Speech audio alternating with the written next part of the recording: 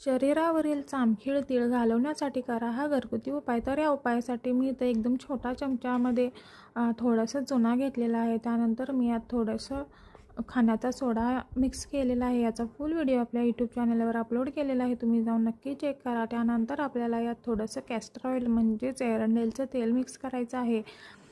तर आता हे मिश्रण मिक्स झाल्यानंतर लास्टला आपल्याला यात थोडंसं ॲलोवेरा जेल ॲड करायचं आहे.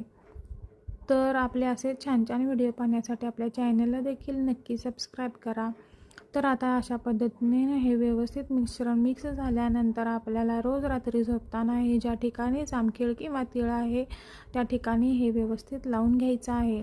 आणि सकाळी जेव्हा तुम्ही आंघोळ करता तेव्हा हे थंड पाण्यानं वॉश करून घ्यायचं आहे. तर नक्की ट्राय करून पहा.